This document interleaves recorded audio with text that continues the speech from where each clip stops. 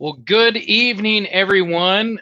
Thank you so much for joining us this evening. I'm really excited about the presentation that is coming. I want to welcome all of you for joining. I am Kyle Coble. I'm the Director of Nutritional Services for JBS Live Pork, but outside of that, I'm a swine nutrition enthusiast. I love animal nutrition and production and excited to hear what we have going on.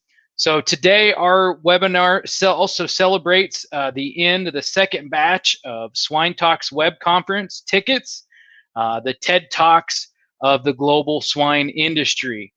Make sure that you get on board with that. Before we begin this evening's presentation, I would like to thank the sponsor for the 2021 Swine Talks. And those would include Adisseo, Crystal Springs, IFF, or formerly known as DuPont, Kemin Industries, Kerry, the Taste and Nutrition Group, and United Animal Health. So we thank those sponsors this evening for their generous contributions to make these things possible. So without any further ado, I would like to introduce the man of the hour, Dr. Arkin Wu. I happen to know Dr. Arkin Wu from my time at Kansas State University and really excited to have him here. Dr. Wu has a bachelor's degree in animal sciences from Kansas State University, an MS in swine nutrition from the University in Minnesota, and earned his PhD in applied swine nutrition at Kansas State University. Dr. Wu has been serving as a swine nutritionist at Pipestone, Minnesota since 2019. So without any further ado, Dr. Wu, good evening. Hi, Kyle. How's the sound? Can you hear me well? We can hear you loud and clear. Good evening. Perfect. Good evening. Good morning here, but good evening, guys. Well, we're going to start with about a 25 to 30-minute presentation from Dr. Wu, and then after that we'll take some questions. We'll be watching the comment boxes as well. And Dr. Wu, teach us a little bit about pig production in China. Well, thank you, Dr. Coble, for the introduction, and we really appreciate the opportunity here to share, discuss with everybody about, what's going on with China, Chinese pig production. As Kyle mentioned, I started my career here in the U.S. from grad school and then Pipestone right after that. I probably know the U.S. industry a lot more than the Chinese industry. But since I started with the job at Pipestone, part of my job is to support our Chinese operation. Pipestone owns sows and pigs, fair to finish in China. We also manage sows. And since now I actually transitioned into a different position now, based out of China. So I'm home in China here. So that required me to study and know more about the Chinese industry now. So I've been studying kind of the industry about 2 years ago, and I found something that is quite different and quite fascinating. And so today really wants to share with you guys what I have learned in the past 2 years or so, and hopefully in the future we can all learn together moving forward. Today, I kind of want to spend time from 3 different perspectives to talk about the swine industry in China. Number one, kind of look at the structure of the industry. Who are the players in the different models of pig farming? How many pigs or sows are there? Those are questions that gets asked all the time. And what's the industry gonna maybe look like in the future? And then I want to dive a little further into the industry and talk about, share some performance numbers and look at the productivity level and cost, profit. And then we'll talk a little bit about the marketing system, which is quite different from US and China. And then I'm a nutritionist. I'm supposed to talk about feed. So I'll just spend a little bit of time, kind of touch a little on what is the feed industry or feed business look like, and what are the typical Chinese diets? So, shall we begin? The number one question that I get asked many times are, how many pigs are really there in China? We know China produce more than 50% of the pigs, pork in the world, but really how many animals are there? So I found this graph. It shows the hog inventory and sow inventory from 2017 to 2021. I should clarify that, I think nobody really knows the exact number of pigs in China, because, we'll talk about the different models of production in the next slide or so. There are a lot of small producers, their numbers are hard to know, or it's hard to get a good statistics on them. So I would say these numbers are probably widely accepted estimates, not exact statistics, but I think it's close. So the green bars here shows the inventory of hog, and the red line are the number of sows. So before 2019, typically people would say there are about 40 million head of sows, reproductive sows. And, just to put it in perspective, how many sows are in the US? 3.1, 3.2-ish, right? So we're talking about 13 times more, or the size of the sow herd, at least. And that translates into about 400 million heads of inventory finishing pigs in stock. That's before ASF. Starting the 2019 here, or end of 2018, the industry definitely took a big hit due to African swine fever. A lot of people would say the number of sows decreased by 40%. This graph showed about 30% reduction. Again, it's hard to know exact number that were lost. No matter what, 30% of the industry, it's still 3-4 times of the U.S. industry. Think about that. 3 to 4 times of the entire U.S. industry, or the number of sows, were lost within a couple months period. That's definitely quite a shock to the market. However, starting end of 2019, as you see here, the sow inventory is quickly recovering. By the end of 2020, this number of sows kind of almost back to the pre-ASF level. When government first came out and say the sow inventory has recovered about 90%, a lot of people were skeptical, including myself. However, in the past couple months, if you have read the news, the Chinese market has been, flooded with pigs, and that makes a lot of people to go back and think, yeah, there may be more sows than we thought. Maybe the sow herd has truly recovered to pretty much this level, right? But earlier this year, ASF, hit the industry again, especially south of China. So we saw this decline of sow inventory again, a sharp decrease there. But if we take a closer look into the sow herd, the sow numbers, this graph again shows the number of sows from 2017 to 2021. The green bars are true reproductive sows. The darker bars are the commercial gilts that were kept as breeding sows.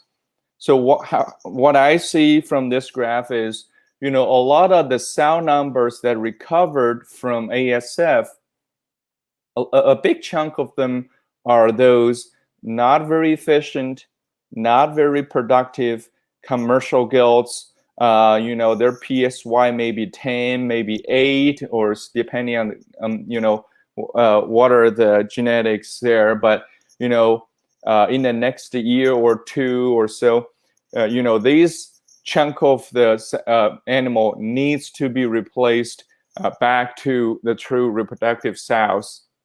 So for the breeding companies, I mean, I think the gilt market is still gonna stay strong, even though the market hog price has dropped so hard in the past 2 to 3 months or so. We'll talk about that later. So really, I think it's quite fascinating or amazing to me how the industry, how fast it responds to the disease shock there with higher profit there. You know, I think for us to understand why the producers respond and were able to increase the inventory so quickly, faster than what we expected, I think it's important for us to understand the structure of the industry, or in other words, the different models of pig farming in China. I think so. This graph, it shows 5 different models of pig farms from 2013 to 2021.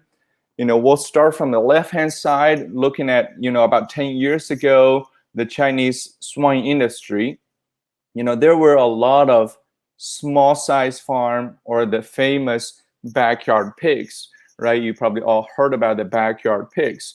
So if you go even further back to before 2010, these small producers, they probably consisted, 90% of the industry. What's the definition of small size? It's hard to define, but normally we think it's about, farmers, they have 5 or 10 or 50 pigs in their backyard. These producers, they're win to finish. They buy pigs from the other company. They buy the piglets back and raise them to market weight. They may keep 1 or 2 for their own consumption and sell the rest of them. And these farmers, their priority is not pig farming.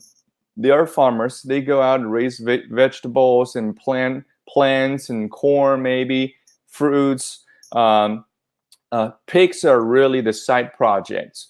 They go out in the morning, mix the feed, and provide water to the pigs, and go out work and come back, check out the pigs maybe once or twice a day, and feed them again in the afternoon maybe. So these farmers, if you look at the number in the past 10 years or so, the number of these producers has decreased drastically. That's not surprising, because one, these farms normally, they're not very efficient. Facilities old and simple.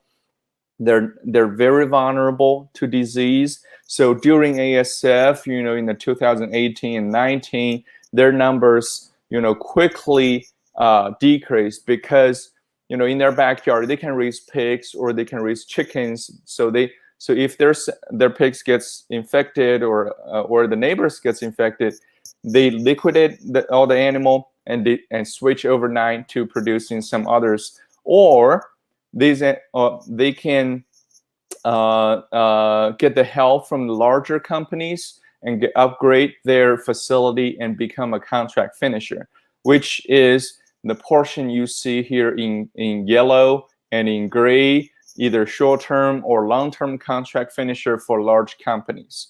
And we will see this trend to even continue. So I think this portion of the small producers is going to further shrink. The other important portion of the Chinese industry is what we call this household farms. It's the bottom portion here in darker blue. They are the very important player in the industry. In terms of size, they're not big neither. They can be 50 sows to 100 sows, maximum maybe 200 sows.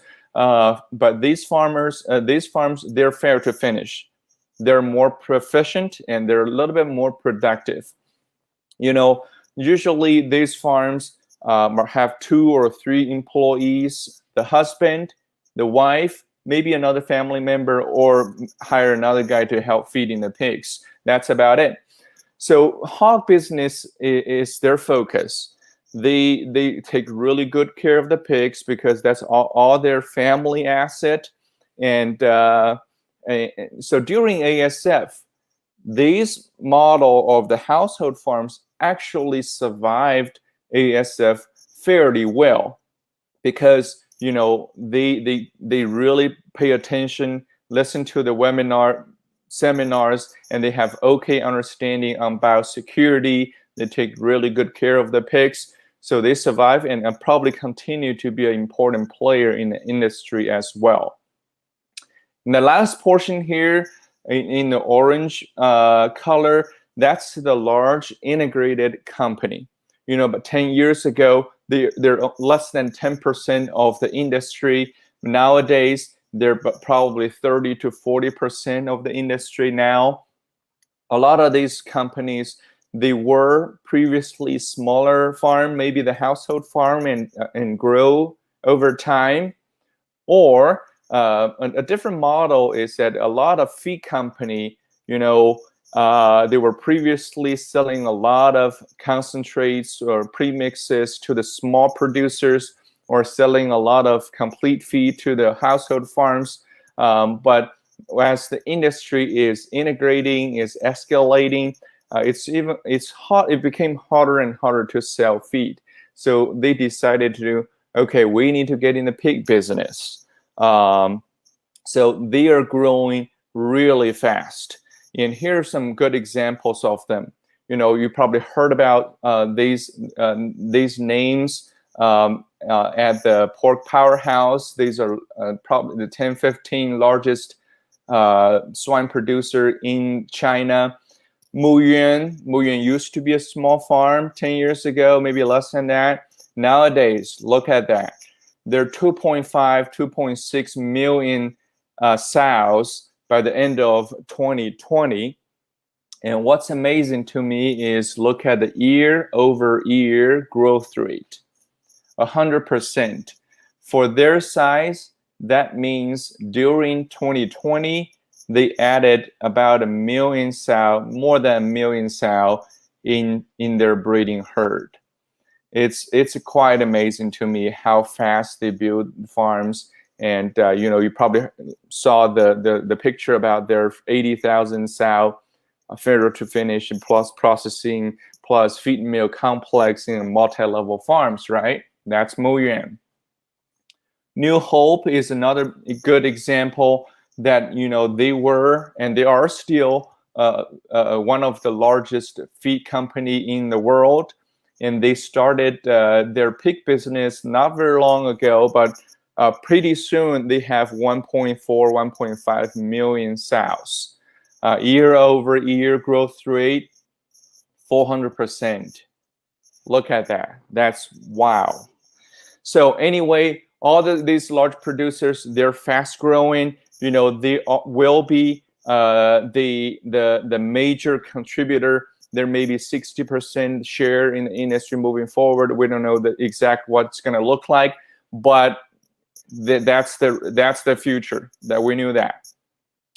So as the industry or the companies are fast growing, there are a lot of new concepts that came out to the industry that you probably heard about.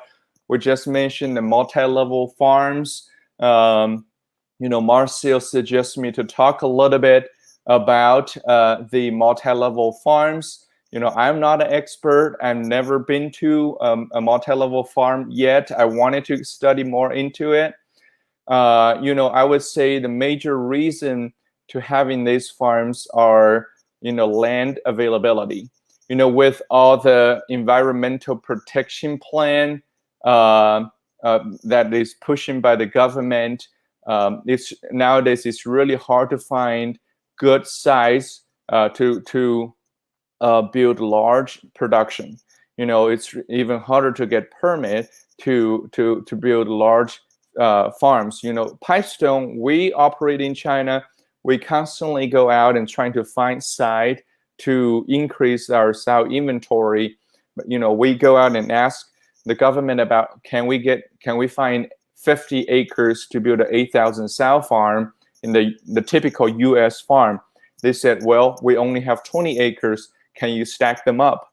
So that's kind of how the multi-level farms came from. Based on my reading about multi-level farms, there are a lot of new technology are going into it, especially the waste management.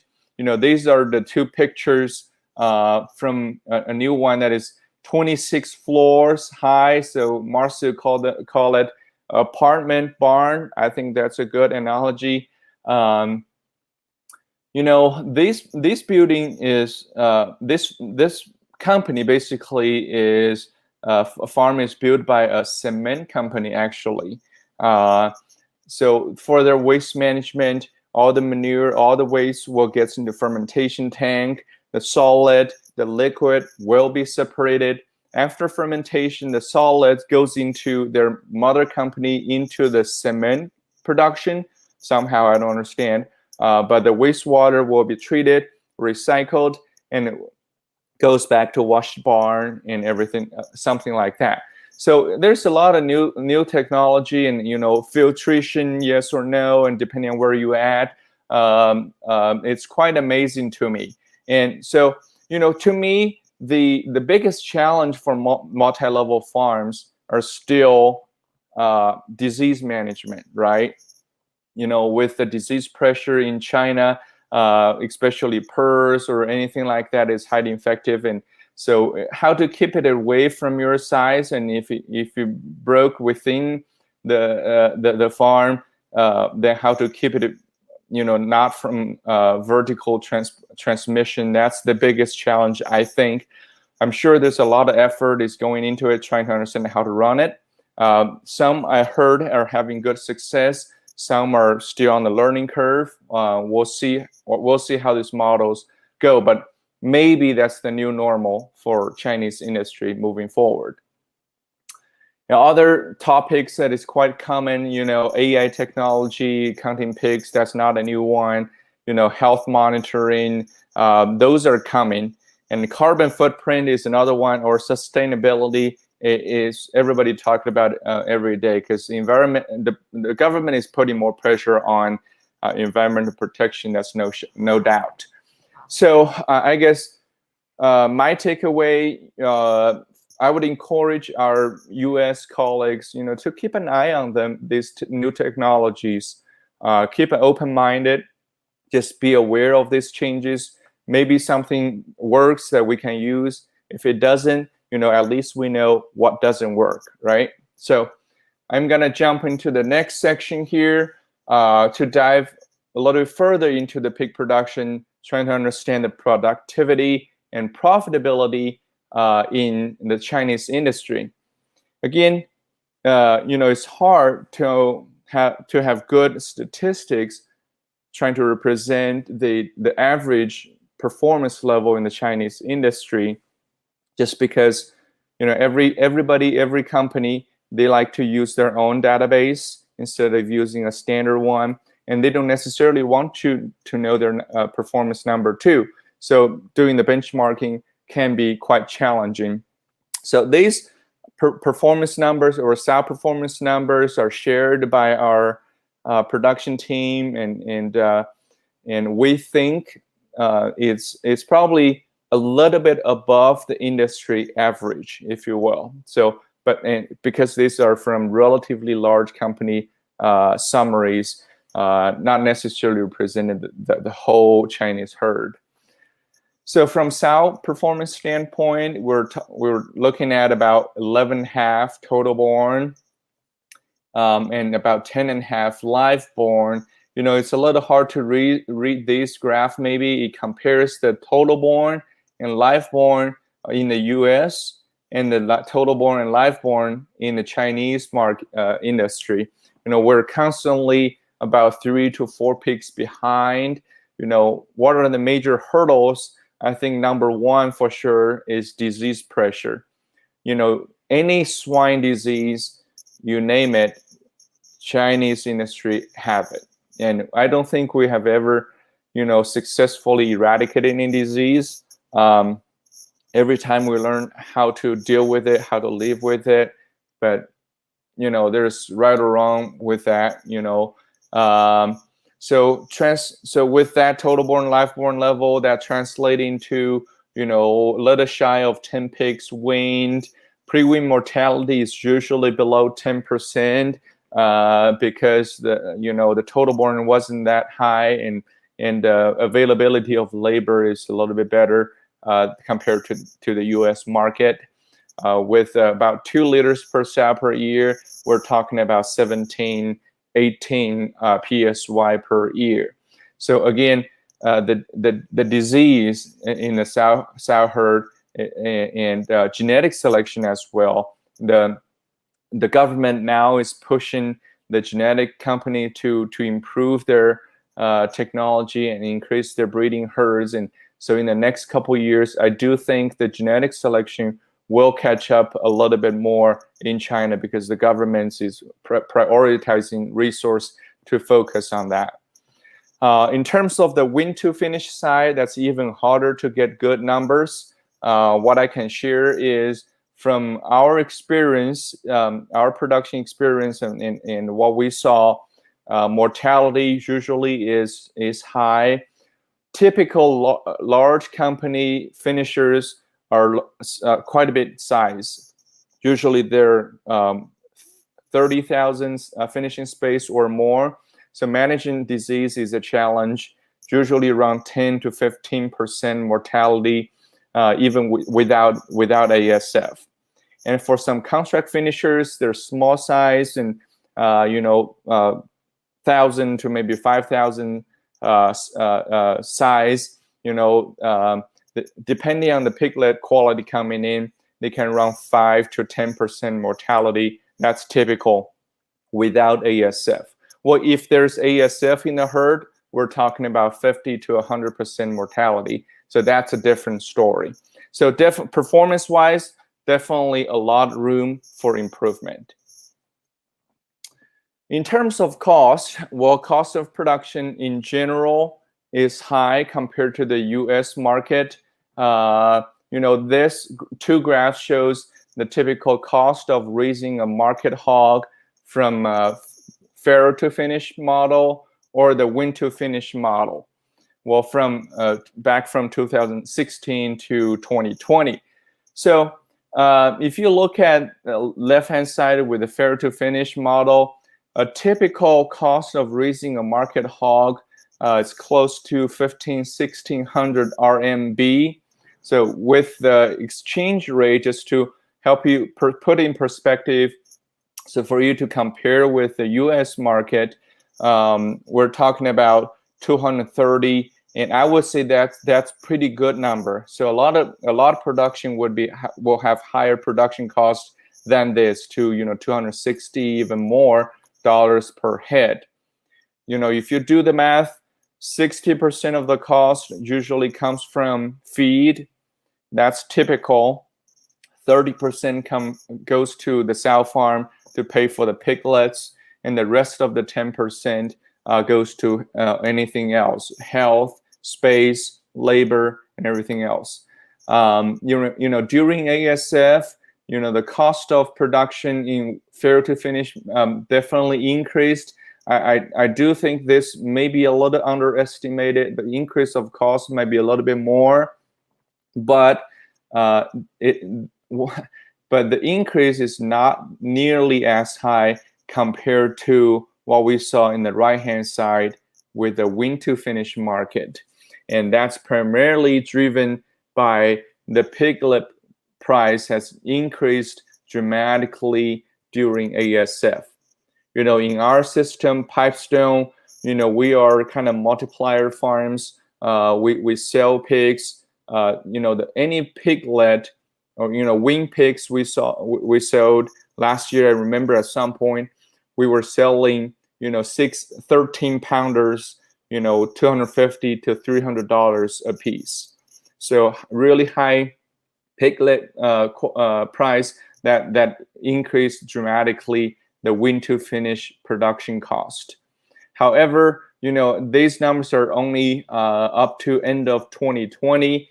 In the past 3-4 months ish, the price of the pigs or the cost has decreased quite a bit because the market is not very strong. So this graph add in the hog price into the graph and compare to cost. So we can take a peek at the cost of the profitability. The green line shows the cost of fair to finish model. The red line, the cost for win to finish model, and the blue line for the hog price. It's live hog price on a kilogram basis. So before ASF, the cost and price of hog are kind of very close, around the $12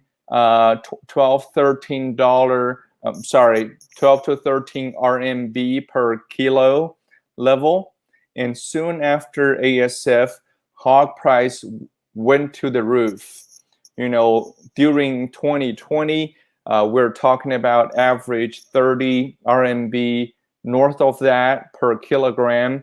You know, if you do the math and translate back to the US dollar, you know, that's between $2 to $2.50 per pound live weight. You know, think about what's the hog price in 2020 in the US market. That's a huge difference. So you know, I remember in 2020 in some of our production went to finishing pigs. You know, one pig, a good producer can easily get about $300 to $400 profit. So that's how crazy the market was.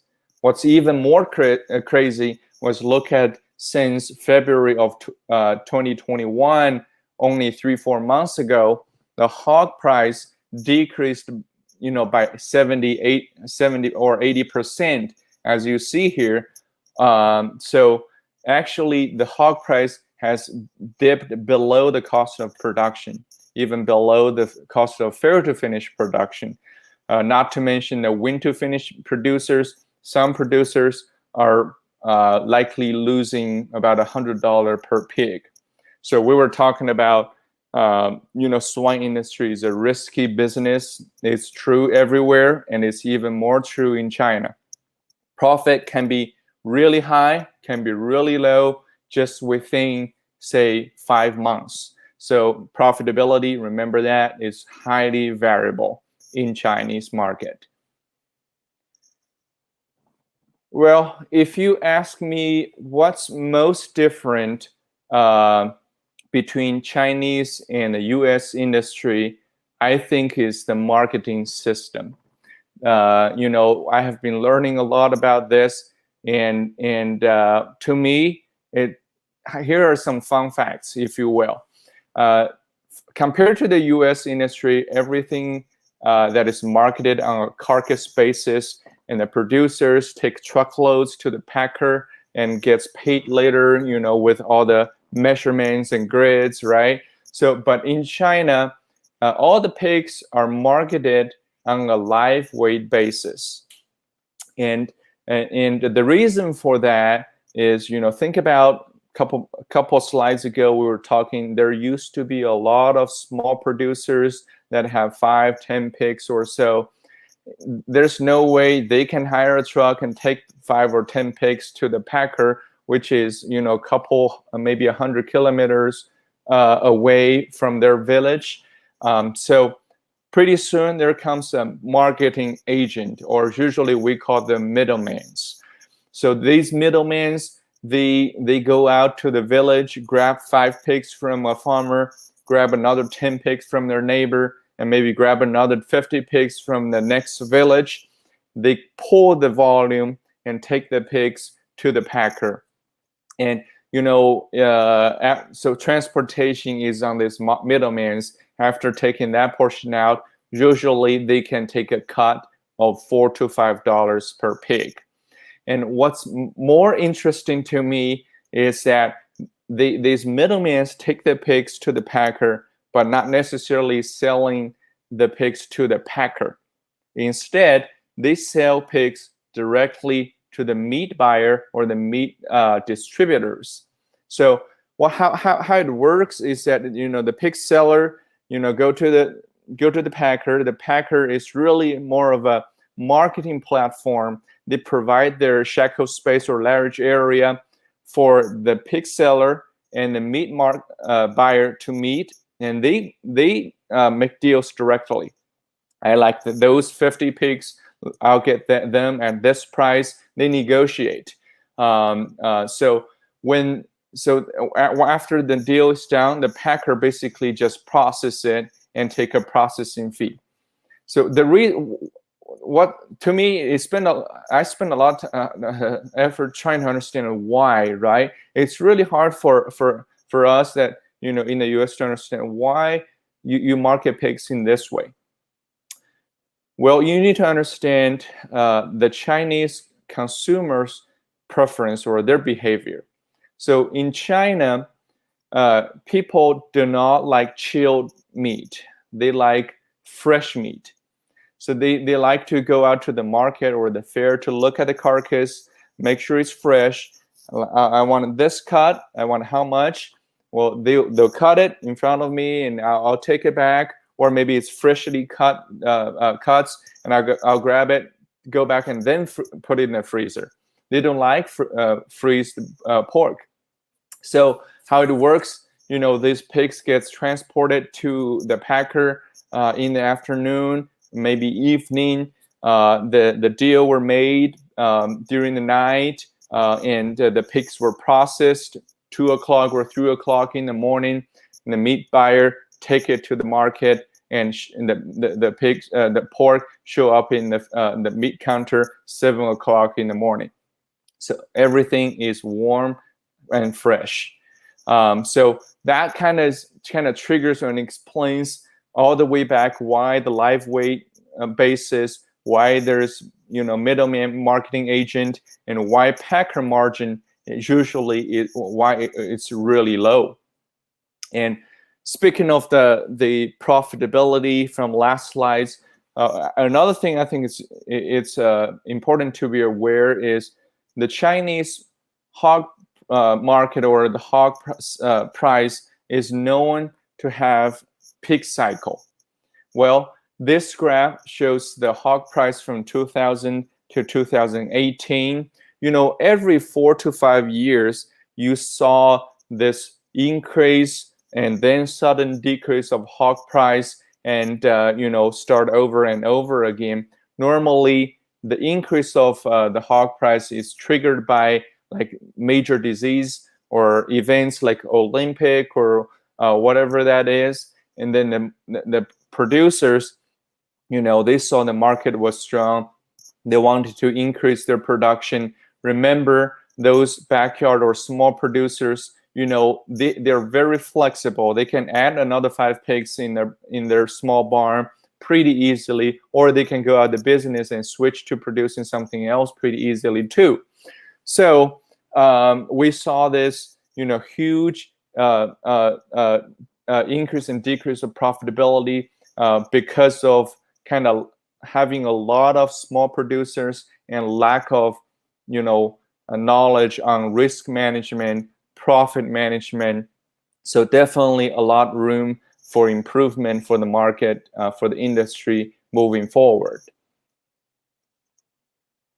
Well, I have the last 2 slides here. Kind of wanted to touch just briefly about the feed industry, because I do think, like the hog market, the feed industry really resembled 20, 30 years ago in the US. You know, there were a lot of small producers and not very productive. They don't need feed meal. They can buy corn. Sometimes they can buy soybean meal or other protein source, and then they simply go out to the feed shop, like the picture on the left-hand side shows you, just like when we go out to buy dog feed. They buy a 10-pound bag of pre-mix, or maybe what we call a concentrate. Then they go back and mix feed with corn and the concentrate, 1 scoop of concentrate, couple more scoops of corn, mix it and feed it to the pigs. Pretty straightforward.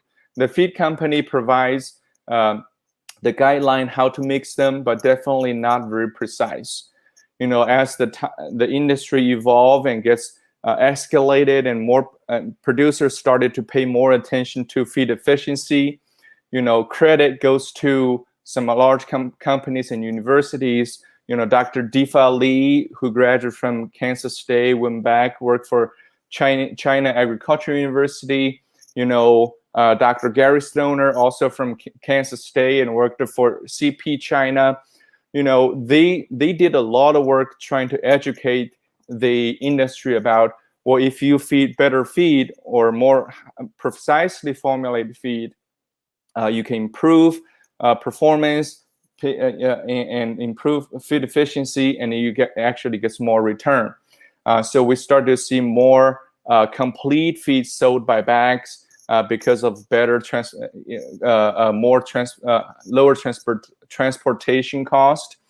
And later on, because the feed cost in China, the ingredient costs are really high. So we see a lot of more process going on in the feed industry, especially with pelleting, to capture the benefit of feed efficiency and also feed biosecurity. And nowadays with ASF, the industry new standard for pelleting is kind of typical to have 85-degree or 180-degree conditioning for 3 minutes, compared to in the US, we usually are talking about 15 to 30 seconds for the maximum, right? So we see a lot of change over time. And for nutrition consulting, I think that business is started to emerge. I saw 2 companies started to provide those expertise service that there wasn't there 2-3 years ago. So we see a lot of changes, and a lot of them are the impact of ASF and others, right? So last slide here, just to share with some of the Chinese diets that I've saw.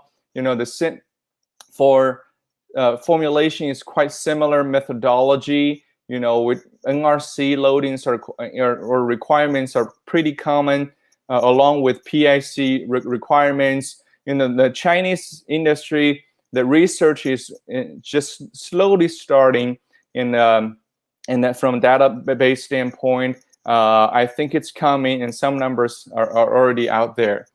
And for typical Chinese diets, because the corn price is very high normally, this graph shows the Chinese corn versus US corn price. 2019 is kind of an exception because of the trade war and others. Normally, Chinese corn are running that $7 to $8 per bushel level, and not to mention right now, we're talking about $11, $12 per bushel corn compared to the U.S., even though it is high, but not nearly close to the Chinese corn price. So, because of that, we saw a lot of alternative grain, wheat and barley are coming. A lot of corn and wheat byproducts as well. And we saw, a lot of least cost formulation in China. During the summertime, even when the hog price is strong, you saw a lot of low oil, high fiber diets that is not very typical what we saw in the US, but it's just, people are more used to look at the cost instead of the profit side. So we have been doing a lot of educating to help people understand, we need to factor in feed efficiency. We need to factor in how fast pig can grow. We should focus on the profit or net return instead of just the cost, right? So still, just like the pig industry, feed industry is fast growing. And we'll see where it takes us to. I think from 3-5 years ago, it may be totally different look. I think that concludes all my slides here. Kyle, is there any question that, I'll just turn this back to you with any question that you guys may think interesting. Yeah, well, first off, thank you very much, Arkin. I've got 2 sheets full of notes. The amount of information you gave was abundant and in depth as well. So first, I'd like to open it up. I know we were scheduled to end at 6:45, but I think given the significance of the topic, I think we should continue to move forward for at least a few more minutes and open it up if there's any attendees that have any questions from the audience. I have one question I know that came from was wanting your take on how many sows you think were actually lost due to ASF last year. Well, that's a good question, because I don't think anybody knows for sure or exact. I think the widely accepted estimates are about 40% of the sow herd in China. That would be about 10 to 12 million sows. So we're talking about 3 to 4 U.S. in industry there. But again, because with a lot of small producers, it's hard to get the statistics. And the government probably, they know a bulk idea, but nobody knows the exact. Yeah, and sometimes you get some conflicting numbers from the Chinese government, the USDA, producer interaction, technical service people on the field. And I think it's a number that we all want to know for some basic information there. And again, folks that have a question, please put that in the chat box, and I will refer to that. A couple of questions that I have when you look at the facility designs of this growth, and I know ASF is kind of the big topic here, and but one of the questions that I have is on the facility designs. Where are the ideas coming from? I actually got to visit China with the late Bob Morrison in 2017 and visit Muon Foods and was really taken by surprise by just the expansion that they had even going into 2019 and 2020. And this has been 4 or 5 years ago. But the ideas for that, where are those kind of originating? The apartment barns and those types of things. Are they agricultural entrepreneurs? Are they industrial engineers? Any feedback on that? Yeah, as far as I know, the first company started building these multi-level farms are called the Yangshan Group in south of China from Guangxi province. They were a feed company, and they're very heavy into the boar stud business. I think they're the first one. I think, for a couple of reasons, like I said in the presentation, land availability in South China is quite, availability is a challenge. And in South China, a lot of mountains and hills, it's hard to find a nice, 20, 30, 40 acres of a nice plain place for you to build like a US barn. So usually the sites are very small. If you wanted to increase the scale, you have to stack them up. I know they were working with the universities from, veterinarian standpoint, production, engineering. So there,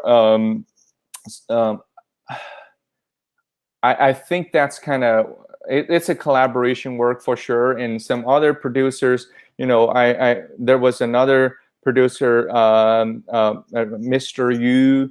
I attended one of the presentations two weeks ago that he was talking about multi-level farms. He's really enthusiastic into it, studied a lot of, waste management, biosecurity, how to structure where the elevators, how big the elevators at. And of course, the multi-level farms are not necessarily a super brand new idea. There were some started 4 or 5 years ago. There's some accumulation with the technology, but some definitely are still on the learning curve, and it will have to refine over time for sure. I don't know if that answered your question, Kyle. Yeah, it does. I think innovation is definitely, I've heard someone talk about we're in the roaring 20s again, both along with IT and in some construction.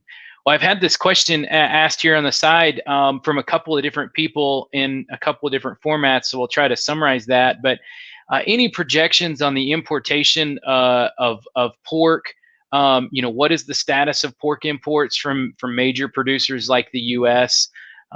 Certainly, we see freezer stock and those things having some sell-offs from the Chinese government. Any discussion around that, Arkin? Yeah, good question. I actually had one slide, but due to time, I didn't show. If you look at the total supply of pork and what imports consisted, what portion of it, before ASF, China, the import only make of less than 1% or maximum 3% of the total pork supply in China.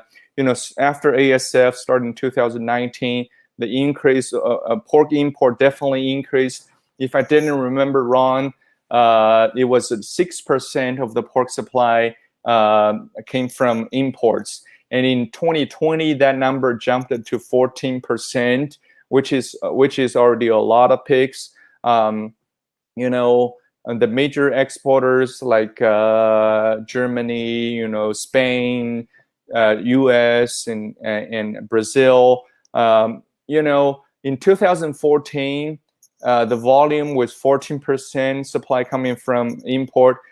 That might be, I don't know if that's going to be peak of that for the next couple years, because this year, like I said in previous presentation, right now the market is flooded with pigs.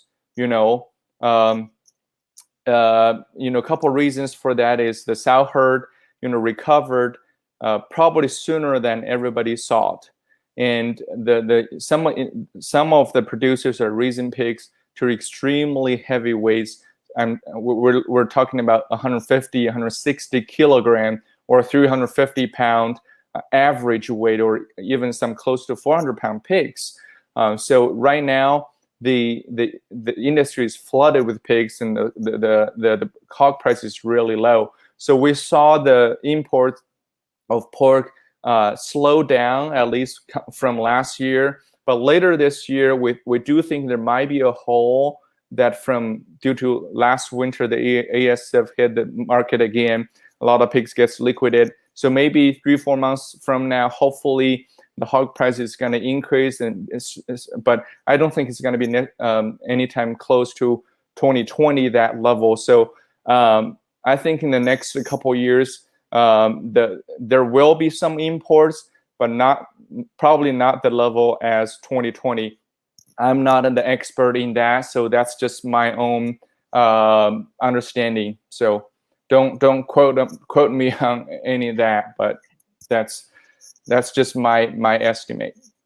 Well, I think we all appreciate your vantage point, sitting in the seat that you are, and understanding that. And I think that's probably hard for anybody to forecast with absolute certainty.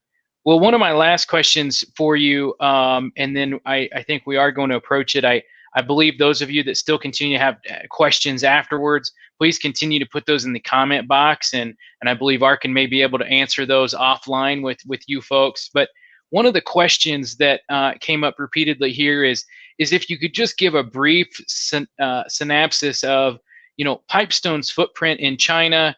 What are the type of services that you guys provide, and what does the future look like? Is it a challenging marketplace, or is it one that you guys will see yourselves continue to grow? Obviously, with you coming back into that geography of the world, there's certainly some good push there. But can you give us a synopsis and wrap us up with that discussion? Yeah, good question. Maybe just a little introduction with Pipestone in China. Pipestone started to go to China about 10, maybe 15 years ago, really thanks to Dr. Bob Morrison's effort. Dr. Gordon Sprunk and our CEO, Luke Minion, they used to spend a lot of time in China. Right now, we are 26,000 sows, fair to finish, in China. Our farms are exactly the same model as in the U.S. I've heard a couple times, people are comment that Pipestone China our performance are probably the number one in China or Asia, because in when there's no major disease challenge, we're running north of 30 PSY, and others fair to finish. We pretty good business for us for Pipestone there, and we are and we also manage sales. We manage about 60,000 sales for companies or producers with and some good success with performance. And our look at the future, I think Pipestone, we wanted to grow it both from our own production.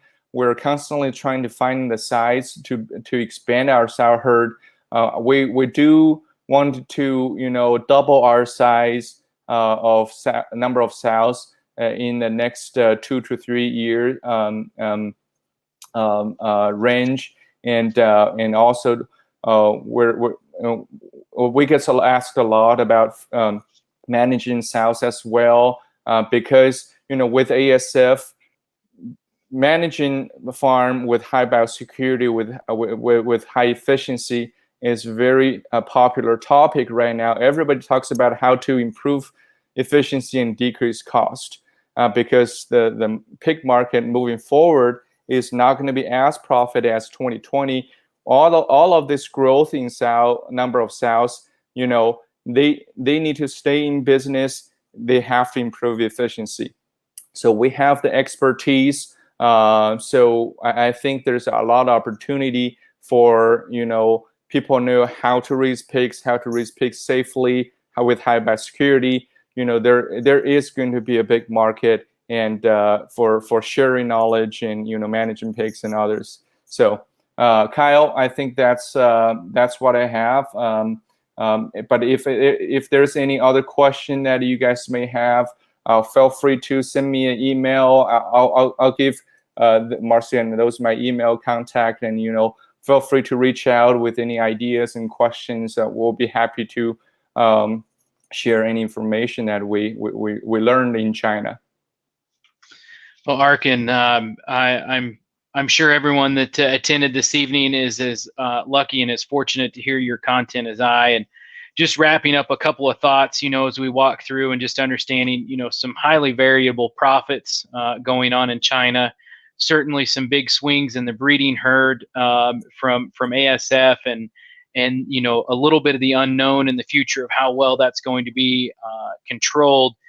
One of the interesting things, on the marketing side, is how the Chinese market their pigs per se, more of a fresh aspect versus a chilled, and the packer really serving as a processing facility and an intermediate to that transaction versus a little bit different the way we operate in the U.S. And then hitting on the feed industry, very similar to the mid 80s and 90s, with a lot of players in that field selling concentrates and base mixes, and still bringing that back home to really mix those up with some feed companies, and definitely some opportunities for some nutritional advancements there. And then wrapping up, with some current market trends and Pipestone's current footprint. I think we're all excited to see what that happens with your guys' business and the Chinese industry over the next few years. So, Arkin, thank you so much. Before we end up that, I want to just a few housekeeping items to take us to the end. Talk about the Swine Talks 2021. This event will take place on October 6th and 7th. So we're just a few months out. Registration is now open. So I've had the privilege of being a part of last year's Swine Talks, and definitely there's great content that is involved with that. Want to let you know that we'll be closing the second batch of tickets for the Swine Talks Conference 2021 in 7 days.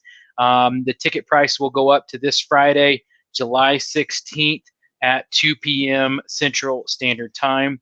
So you can access that at the bottom on the ticker. You'll see that's swinetalks.com. So please reserve your seat. Check out the speaker lineup for that presentation set. So I'd like to thank all of you for attending, and thanking the Swine Talks and those people that provide proceeds to let this go on. So hope everybody has a great evening, and hope you have a good rest of your day, Arkin. Thank you so much. Thank you. Have a good day.